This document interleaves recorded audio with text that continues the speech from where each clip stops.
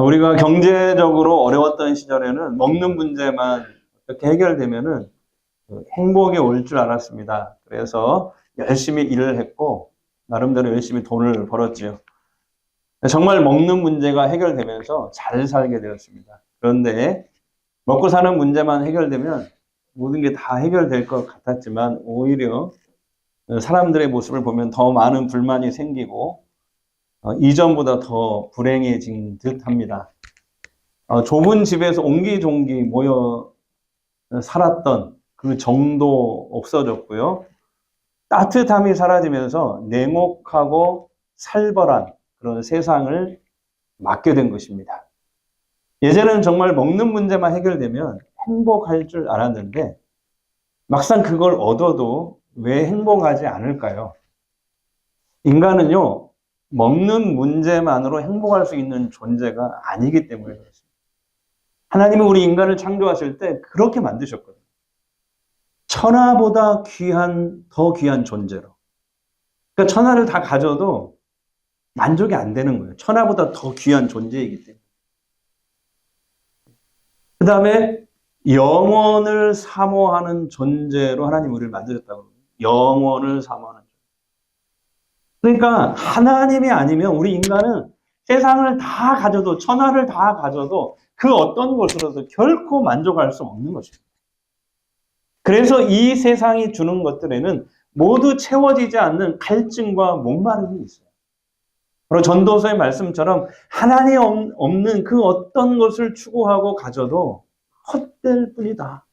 바람을 잡는 것과 같다라고 말씀하잖아요. 자, 그렇다면 여러분 정말 참 만족과 행복이 있는 그런 삶을 사는 비결은 뭘까요? 결론적으로 말씀드리면 이거예요. 하나님이 기뻐하시는 예배자로 살아가라는 거예요. 다 같이요. 시작. 하나님이 기뻐하시는 예배자로 살아가라.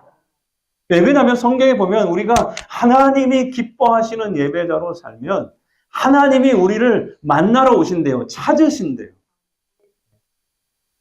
우리가 하나님께서 찾으시는 예배자가 되면 정말 우리 삶의 많은 부분이 풀리고 해결됩니다. 한번 생각해 보세요. 이 세상에서도요, 어떤 사람에게 대통령이 직접 찾아가는 경우가 있어요. 그렇잖아요? 대통령이 찾아가는 사람이 있다고요. 그러면 1대1로 독대를 한다고 가정해 보십시오. 대통령이 그 사람의 형편이나 말에 귀를 기울여주고 문제를 해결해 주라고 장관이나 비서관들에게 지시했다고 생각해 보세요. 여러분, 이 법률에 보면 대통령이 할 수 있는 권한이 여러분 저도 놀랐는데 수천 가지가 넘는다고 하잖아요. 그러니까 대통령이 되려고 하죠. 그 권력을 주는. 천여 가지가 넘어요. 대통령이 할 수 있는 게. 아마 우리가 가진 많은 삶의 문제들이 빠른 시간 안에 아마 해결될 겁니다. 대통령이 얼마 전에 필리핀을 순방했죠. 그런데 순방 기간 중에 34년 전에 자신이 변호사 시절에 도운 이분이신데 한번 사진 보여주세요. 산재 피해 노동자와 깜짝 만남을 했어요. 찾아간 거죠. 대통령이 필리핀 가가지고. 갈라고 씨라는 분인데요. 이분이 1992년에 한국 공장에서 일하다가 오른팔이 잘리는 이런 사고를 당했지만 보상금 한 푼 받지 못하고 그냥 강제 출국을 당해버렸어요. 근데 그때 당시 인권 변호사였던 이 대통령이 재심을 청구해서 이 갈라고 씨가 요양도 받을 수 있게 되었고 산재 보상금도 받을 수 있게 도왔습니다. 대통령을 30년 만에 다시 만난 이 자리에서 갈라고 씨는 이렇게 얘기했어요. 저를 찾아봐 주시고 다시 이렇게 만나뵐 수 있어서 정말 영광이고 감사합니다. 비록 제가 한국에서 사고를 당했지만은 한국에 대해서 이제 늘 좋은 기억을 가지고 있습니다. 여러분, 대통령이 아니라 이 평범한 변호사에게도 인생의 전환점이 되는 큰 도움을 받을 수 있잖아요. 하물며 이 세상과 우리들의 주인이신 창조주 하나님이 우리를 찾으러 직접 오셨다고 생각해 보세요. 정말 우리 인생의 정말 많은 부분에서 문제가 풀리고 인생의 참 만족과 행복을 얻게 되지 않겠습니까? 자, 그렇다면 우리가 어떻게 하나님이 기뻐하시는 예배자로 살아갈 수 있을까요? 자, 오늘 본문 말씀은 두 가지를 제시합니다. 첫 번째는요, 너희 몸을 하나님이 기뻐하시는 거룩한 산 제물로 드려라. 자, 1절 말씀 보겠습니다. 시작. 너희 몸을 하나님이 기뻐하시는 거룩한 산 제물로 드려라.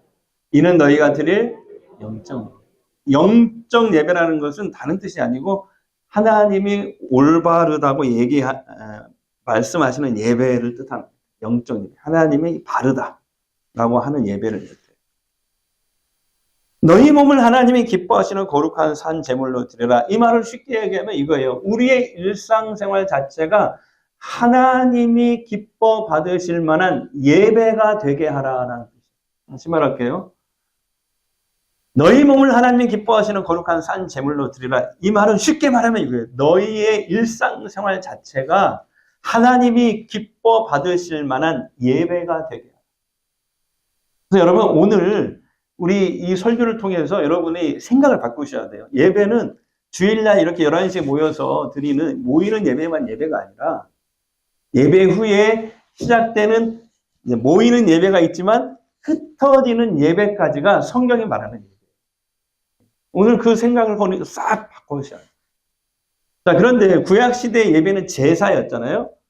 하나님께 예배 드리기, 하나님께 나아가기 위해서는 짐승을, 자기 죄를 대신해서 죽을 짐승을 가지고 갔다.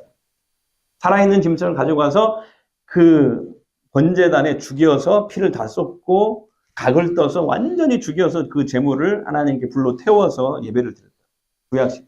근데 우리는 지금 구약시대가 아니잖아요.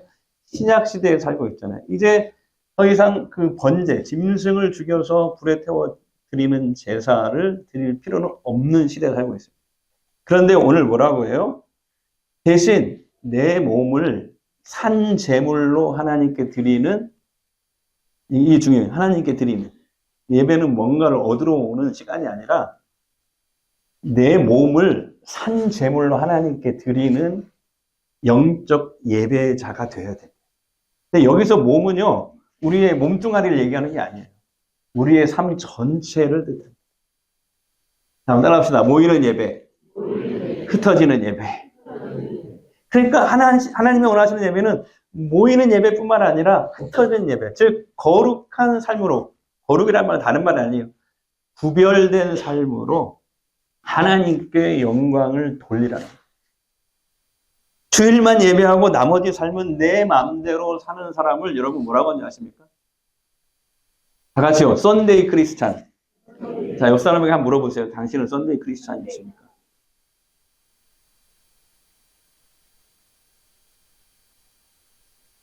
예수님이 책망하셨던 바리새인과 유대인들의 외식적인 삶이 그랬습니다. 근데 우리는 하나님의 은혜로 예수를 믿게 되었잖아요. 죄사함 받았잖아요. 하나님의 자녀가 되었잖아요. 그러니 이제는 세상 사람들과 뭔가 다른 구별되는 거룩한 삶을 사는 것, 하나님이 기뻐하시는 삶을 사는 것이 바로 예배인 것입니다. 자, 그 다음에 하나님이 기뻐하시는 예배자로 산다는 건 또 어떤 모습이냐면은 하나님의 선하시고 기뻐하시고 온전한 뜻이 무엇인지 분별하는 삶을 살아야 돼요.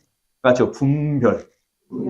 자, 2절 말씀 보겠습니다. 시작. 너희는 이 세대를 본받지 말고 오직 마음을 새롭게 함으로 변화를 받아 하나님의 선하시고 기뻐하시고 온전하신 뜻이 무엇인지 뭐하도록? 분별하도록 하라.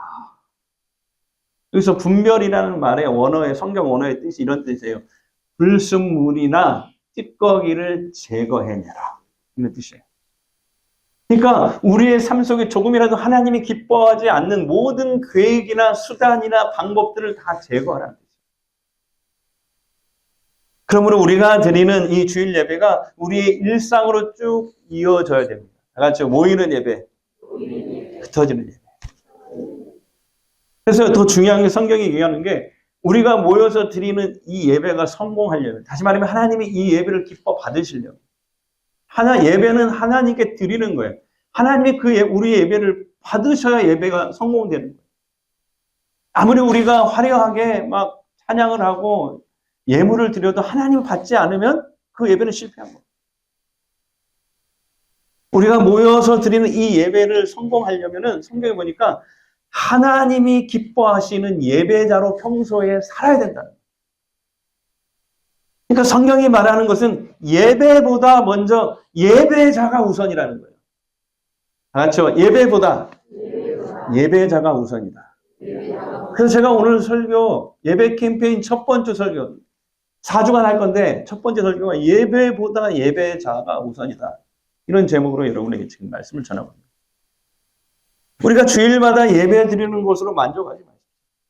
주일 예배를 마치는 순간부터 또 다른 예배가 시작되는 거예요. 집으로 돌아가기 위한 주차장에서도 예배는 계속됩니다.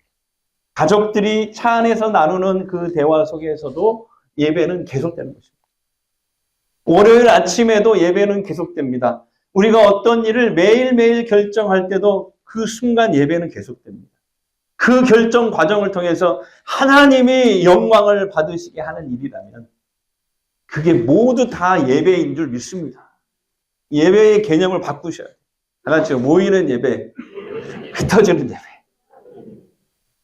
그런데 흩어지는 예배를 잘 못하면 모여서 예배 드려봤자 하나님의 보기 싫어. 역겨워. 너희들이 드리는 예배와 제사 나 싫어. 이렇게 하신다는 거예요. 예배보다 뭐가 더 중요하다? 예배자로 사는 것이 중요해요. 그래서 자신이 맡은 일에 최선을 다하고 주님께 하듯 하는 삶을 산다면 여러분 그게 예배예요. 여러분 주일 예배를 마치고 예배당을 나서는 순간부터 진짜 예배가 시작된다고 제가 말씀드렸잖아요. 근데 이게 참 쉽지 않습니다. 어느 교회 어느 성도님이 주일 예배를 드리는데 목사님이 여러분 원수를 사랑하고 온유한 자가 되십시오. 그 설교를 듣고 이 성도님이 막 눈물을 철철 흘리면서 큰 은혜를 받습니다. 그러면서 아멘! 나도 이제 우리 예수님처럼 일상에서 참된 예배자로 살아야지. 굳게 다짐을 합니다.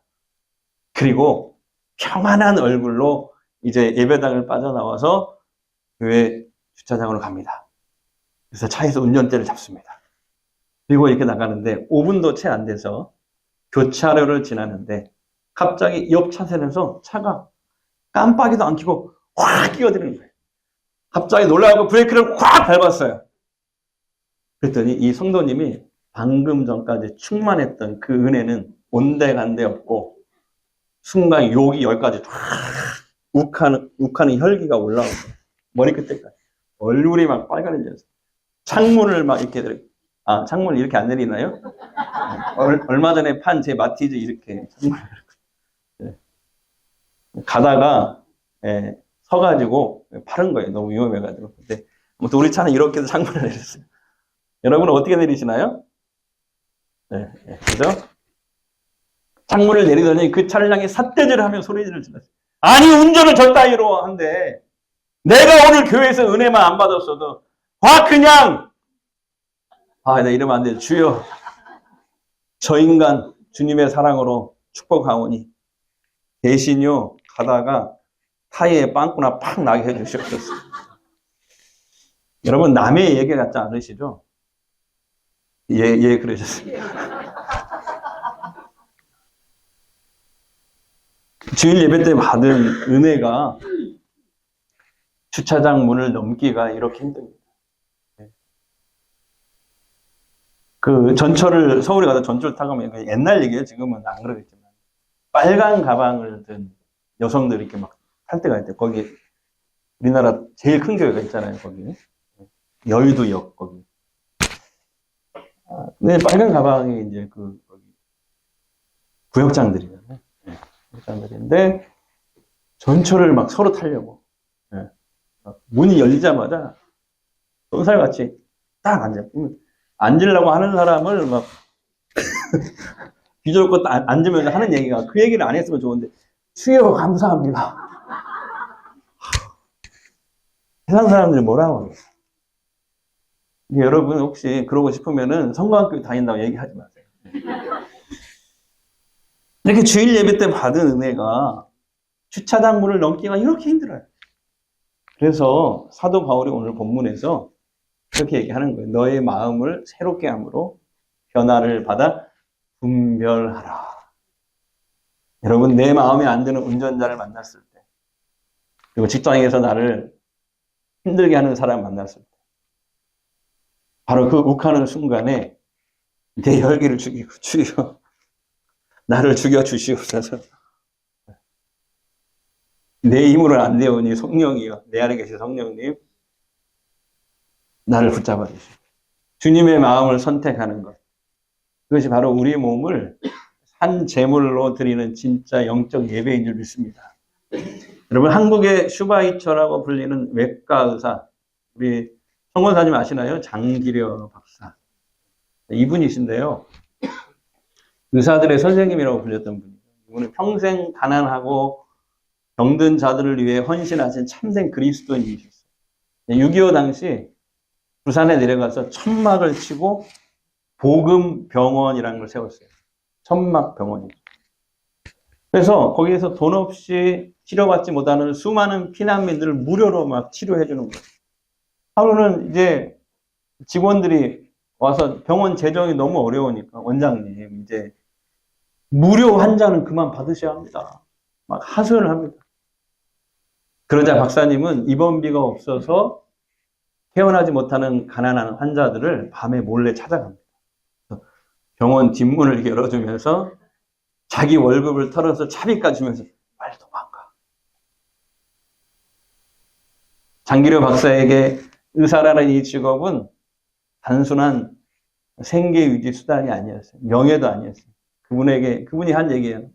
나에게 진료실은 예배당이었다. 그리고 환자를 돌보는 그 시간이 곧 하나님께 드리는 나의 예배의 시간이었다. 그리고 참 제가 은혜가 된 게 뭐냐면 이 장기려 박사는 수술실에 들어가기 전에 외과 의사였거든요. 항상 먼저 무릎을 꿇고 기도를 해요. 이렇게 기도해요. 하나님, 제 손 끝에 주님의 손을 포개어 주시옵소서. 그래서 이 환자의 아픔을 만져주시고 고쳐 주시옵소서. 그분은 주일날 교회에서 드리는 예배로만 만족하지 않으셨습니다. 수술실에서 메스를 잡는 그 순간, 가난한 환자의 손을 잡아주는 그 순간이 바로 하나님이 기뻐하시는 거룩한 산 제물로 자신의 삶을 드리는 영적 예배였다는 것입니다.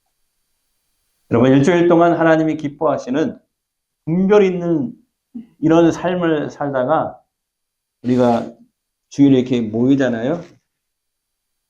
흩어지는 예배를 잘하고 하나님 기뻐하시는 그런 삶을 살다가 모이는 예배에 오잖아요. 하나님께서 그 사람을 예배 시간마다 찾아주십니다. 눈에 안 보여서 그렇지. 눈에 안 보이지만 있는 거 있잖아요. 바람도 눈에 안 보이잖아요. 핸드폰 전파도 눈에 안 보인다고 없습니까? 하나님 마찬가지. 눈에 보이지 않지만 이 예배 시간이 하나님께서 우리의 영혼과 만나는 거예요. 하나님께서 이 예배 시간에 우리의 영혼을 한번 탁 쉬고 가시잖아요. 터치만 하시면 해결돼요. 풀리는 거야. 예, 주일 예배 시간에는 그리고 이렇게 해야 돼요. 내가 뭔가를 얻어서 가야겠다. 이런 시간이 아니고 주께서 내게 베푸신 그 은혜를 내가 무엇으로 보답할까? 그 심정으로 주께 전심으로 감사하고 찬양을 드리고 영광을 돌리는 시간입니다. 다시 한번 얘기할 거예요. 예배 시간은 내가 무언가를 얻어가는 시간이 아니라 나에게 은혜와 구원을 베푸신 그 하나님께 내가 이 받은 은혜를 무엇으로 보답할까 하는 그 심정으로 주께 전심으로 감사하고 찬양하고 영광 돌리는 시간이 모이는 예배 시간입니다. 이 연사 외칩니다. 모이는 예배도 중요하고 흩어지는 예배도 중요하다. 자, 시작.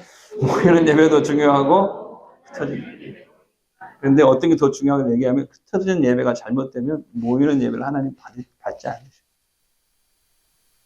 시편 138편에 보면은 다윗이 하나님께 감사와 찬양을 올리는 장면이거든요. 이 시가요. 근데 다윗이 이렇게 고백해요. 하나님, 전심으로 감사합니다. 이래요. 그럼 138편 1절에 보면 그렇게 나오거든요. 그냥 감사가 아니에요. 하나님, 나 정말 하나님께 전심으로 감사한다. 그래서 그 밑에 그 이유가 뭔가 봤더니 하나님께서 나에게 베푸신 그 구원과 은혜가 너무 크고 놀랍다는 거예요. 그래서 다윗은 나는 보통 감사를 못해. 하나님께 나는 전심으로 감사해야 해. 라고 하는 거거든요. 여러분, 다윗이 얼마나 하나님께 큰 은혜를 입었으면 그렇게 하나님 앞에 나는 그냥 보통 감사합니다가 아니라 전심으로 감사합니다. 라고 했을까요? 어떻게 하면 나도 우리도 다윗처럼 하나님께 그 큰 은혜를 받아서 그냥 감사가 아니라 전심으로 하나님께 감사합니다라는 이 고백을 할 수 있을까요?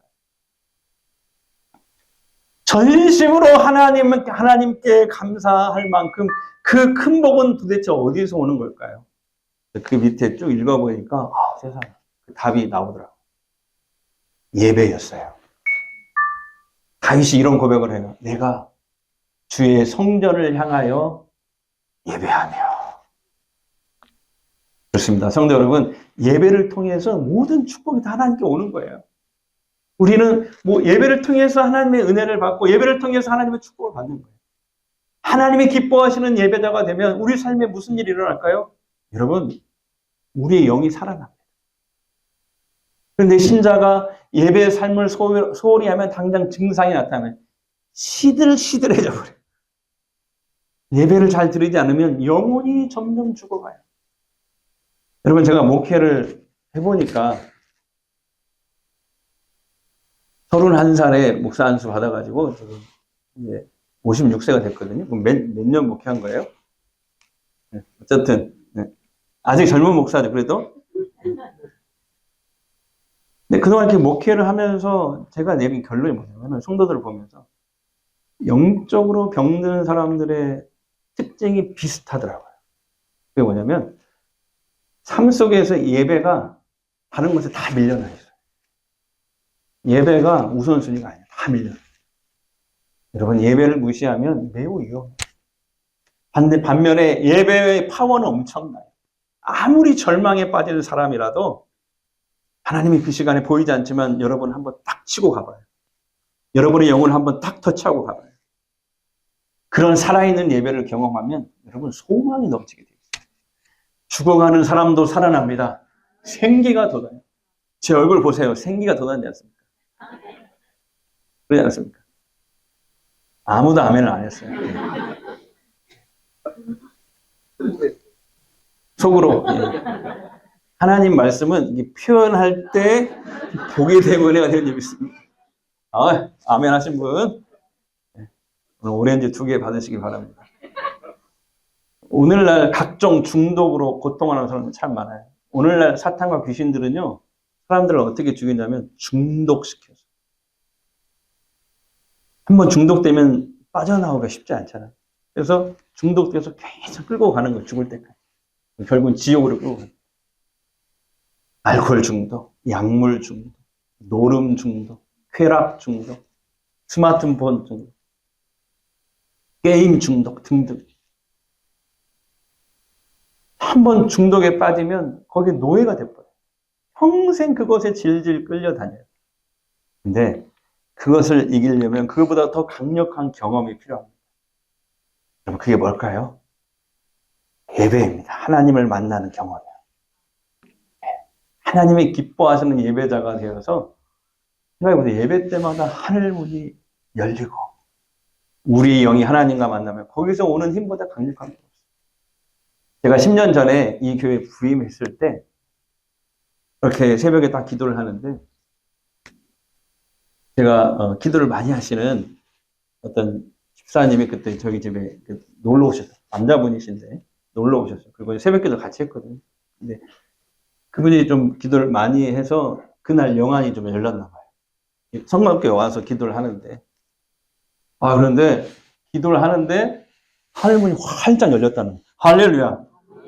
저 때문에 열린 게 아니고 이 교회는요 지금 73년 됐잖아요. 김경선 목사님 그 이전부터 기도로, 특별히 김경선 목사님 그랬죠.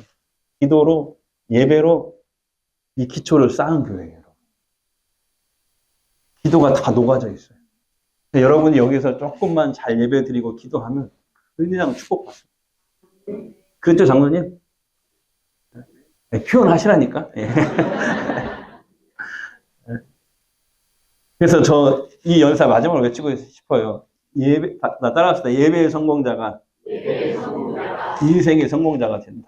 예배를 잘 드리면 팔자가 고쳐지고 운명이 바뀐다.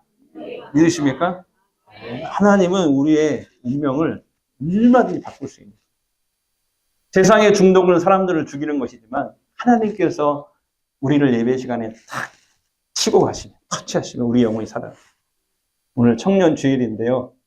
청년 여러분, 요즘에 취업도 쉽지 않고 결혼도 쉽지 않고 모든 게 참 어렵게 느껴집니다. 근데 우리 청년들을 보면은 이뻐 죽겠어요. 욕봐, 한마디로 전주말로 욕봐. 욕봐. 예. 그래서 장로님들한테 얘기하고 우리 교육자한테 얘기했는데, 우리 교회 청년들 그냥 일 시키지 말고 그냥 재밌게 놀게 냅둬라. 축구도 하고, 맛있는 것도 먹고, 놀게 놔두자. 그리고 자신들이 나 이런 봉사 하고 싶어요. 그때 시키자. 근데 진짜로 맨날 놀더라고 보니까. 박 장로님이 거의 지도 장로님이신데, 이게 장로님이 청년인지 애들이 장로님인지 모르게 정말 재밌게 놀더라고요. 막 기쁨이 넘치는, 그거 보니까 제가 행복하더라고요. 그냥 재밌게 놀게 놔두게요. 아멘? 예. 다른 교회 가면 막 3가지, 4가지 일 시켜가지고 청년들이 막 떠난대, 교회를. 그러지 말고. 그런데 오늘 우리 청년들한테 제가 해주고 싶은 말이 이거예요. 하나님이 기뻐하시는 예배자가 되십시오. 그러면 그렇게 인생의 예배의 성공자가 되면 주께서 내 삶을 인도하셔요. 삶의 모든 헝클어진 무질서함이 질서를 찾게 되고요. 다시 한번 얘기하면 예배의 성공자가 인생의 성공자예요. 이 얘기 누가 할게요? 제가 안 했어요. 양태원 목사님 하셨어요. 여기 뒤에 계시잖아요. 저분이 저녁 때 그 외치는 게 예배의 성공자가 인생의 성공자입니다. 확 바뀌었어요, 여기 지금 제가. 여러분, 하나님 기뻐하시는 예배자 되시기 바랍니다. 그래야 인생의 성공자 되는 거예요. 팔자가 고쳐지고 운명이 바뀌어져요. 하나님이 기뻐하시는 예배자에 도전해 보십시오. 하나님으로 온전하게 예배하는 삶을 살면요, 우리의 삶이 회복돼요. 다시 한번 말씀드립니다. 예배의 회복이 인생의 회복입니다. 하나님께 영광을 돌리며 살고 하나님을 영원토록 즐거워하는 예배자로 살아가시기를 주의 이름으로 축복합니다. 하늘의 문을 여소서, 이곳을 주목하소서. 주를 향한 노래가 꺼지지 않으니 하늘을 열고 보소서. 하늘을 열고 보소서. 이곳에 임재하소서. 이곳에 임재하소서. 주님을 기다립니다. 주님을 기다립니다. 기도의 향기가 하늘에 닿으니 주여 임재하여 주소서. 주여 임재하여 주소서. 이곳에 오셔서 이곳에 앉으소서. 이곳에 앉으소서. 이곳에서 드리는 예배 받으소서. 주님의 이름이 주님의 이름만 오직 주의 이름만 이곳에 다시 한번 찬양합니다. 하늘의 문을 여소서. 하늘의 문을 여소서. 그것을 주목하소서. 주를 향한 노래가 꺼지지 않으니 하늘을 열고 보소서. 하늘을 열고 보소서. 이곳에 임재하소서. 주님을 기다립니다. 기도의 향기가 하늘에 닿으니 주여 임재하여 주소서. 또 세우셔서 이곳에 앉으소서. 이곳에서 드리는 예배를 받으소. 아멘. 주님의 이름이, 주님의 이름만이, 오직 주의 이름만 이곳에 있습니다. 이 시간 우리 한번 통성으로 기도하는데요. 사랑하는 성도 여러분, 그리고 이 시대의 희망이 우리 청년 여러분, 세상은 끊임없이 우리를 돈과 성공 그리고 쾌락이라는 우상 앞에 무릎을 꿇으라고 타협을 요구할 것입니다.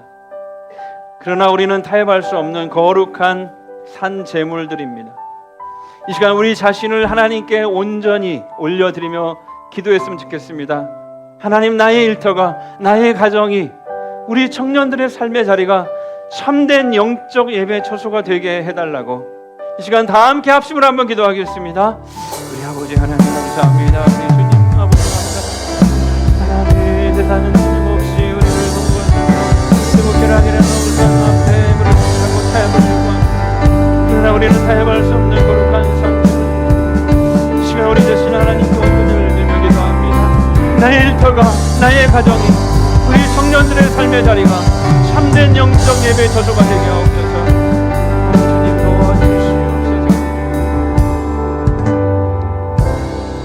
살아계신 하나님 아버지, 피비린내 나는 죽은 재물이 아니라 예수 그리스도의 보혈로 새 생명을 얻은 우리를 거룩한 산 제물로 불러주시니 전심으로 감사합니다.